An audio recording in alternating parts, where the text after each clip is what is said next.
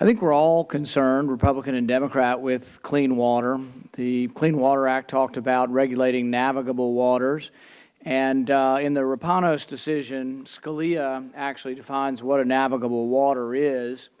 And what Scalia says is that a navigable water would be relatively permanent, standing, or continuously flowing bodies of water forming geographic features such as oceans, rivers, and lakes. I think that's what the regular folks around the country would think we would be regulating, and that would be fine with most people, and be fine even with myself. I think the concern is that some people have not agreed with that definition, and they think the definition of as a stream is, or navigable water is any low area of land anywhere that collects water or where water runs off of, and I think that's a real problem. Scalia goes on to say that it does not include channels through which water intermittently or ephemerally, or channels that periodically provide drainage or rainfall. My question is for Mr. Bizarchik. How do you define a stream?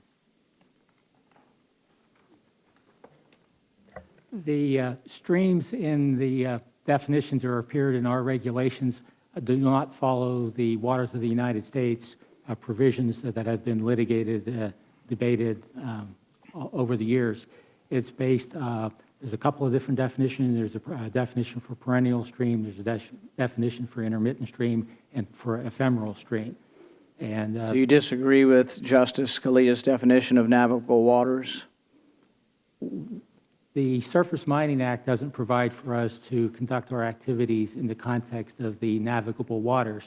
That the Surface Mining Act explicitly reserves water quality standards for EPA, and the Corps also deals with navigable waters. What we have... So your jurisdiction doesn't come from the Clean Water Act? No, sir, it does not. It comes from the Surface Mining Control and Reclamation Act. Okay. How many ephemeral streams are there in Kentucky? I don't know that anybody's ever counted them. I'm sure there are very many. So there's no list? I don't know.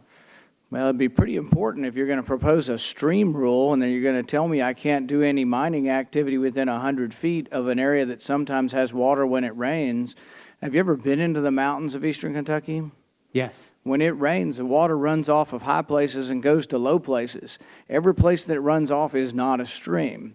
This is the ridiculous notion that has allowed government to overreach, and this is what annoys us in our state. You come down here from Washington, you want to tell us every area where the water runs off the mountain is a stream, and it is not a stream, and I think it defies the intent of the law. That is the danger of you going once again into a law that took 5 years for a lot of people, Republicans, Democrats, industry, environmentalists, everybody to develop, and you're going to do a new stream rule. And yet you're really not talking about babbling brooks or rivers. You're talking about some low area in the land that sometimes has some water in it when it rains hard. We're in the process of examining and making a determination as to how we should modernize our regulations, take advantage of the existing science and knowledge that we've gained over the past decades to do a better job of protecting our resources. If I were a mine, if I had a mine, how would I know where I can build my mine? I can't if you don't have a list of the ephemeral streams. There is, you have to look at the basis as far as the definitions and apply that, and there are determinations that are made with the regulatory authorities on what constitutes an ephemeral stream. So you're going to let every inspector all across America decide at that moment whether something is a stream, whether some low area or some crevice that runs off the top of a mountain is a stream? I mean, that to me, when you're developing multi-million-dollar projects, we have 50,000 workers in Kentucky who their livelihood depends on this. Another couple 100,000 who are indirectly related to mining. And you're going to tell a company that's going to put millions of dollars into opening a mine that, well, just depends on which regulator you get, and they'll tell you at the time, they'll know a stream when they see it, basically.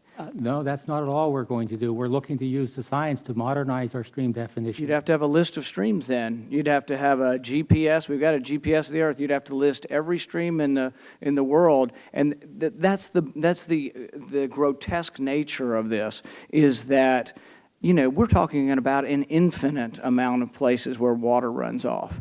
And you hear this ridiculous notion from people saying we've destroyed 2,000 miles of stream. People think that, oh, they're polluting the Ohio River and we've disrupted the Ohio River or some major creeks or rivers. We're not talking about that at all. These people, through these exaggerated claims, have distorted this, but you're furthering this by allowing something ephemeral to be regulated.